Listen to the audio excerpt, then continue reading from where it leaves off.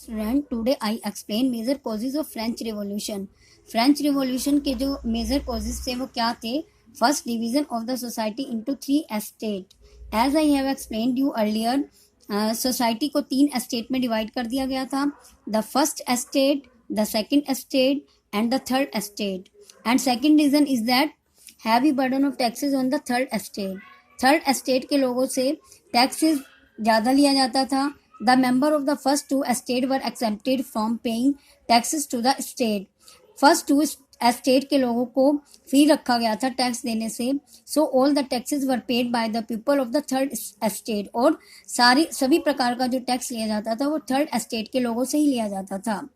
And third, wide gap between people of different estate. तीनों ही estate के लोगों में काफ़ी गैप था। Most of people of third estate were employed as labourer in workshop with fixed wages.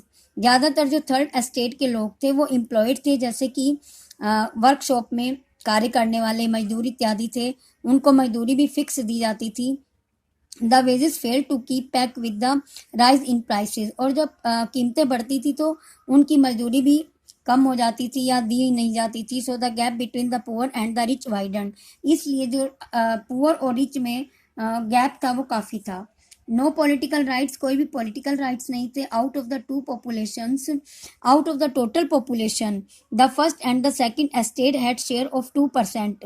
पहले 2 estate के जो लोग थे उन्हें केवल 2% ही शेयर करना होता था। The remaining people belong to the third estate, और बाकी सारा थर्ड एस्टेट को ही पे करना होता था। although the upper 2 classes made up only a small fractions, यद्यपि ये जो अपर क्लासेस थी जो उनको काफ़ी टोटल पॉपुलेशन का बहुत कम फ्रैक्शन था उनके पास, yet they were the people who controlled the political and economic system of the nation। फिर भी ये वो लोग थे जो कि देश के, राष्ट्र के पॉलिटिकल और इकोनॉमिक सिस्टम को कंट्रोल करते थे। दे enjoyed all the rights and privileges, और सभी प्रकार के राइट्स को, अधिकारों को ये इंजॉय करते थे। The entire machinery of government was design to protected their interest and privileges. और सभी प्रकार की जो गवर्नमेंट के द्वारा मशीनरी होती थी वो इनकी सलाह से ही और इनके इंटरेस्ट के अनुसार ही डिज़ाइन की जाती थी। And last, unequal distribution of wealth, यानी कि धन का भी असमान डिस्ट्रीब्यूशन किया गया था।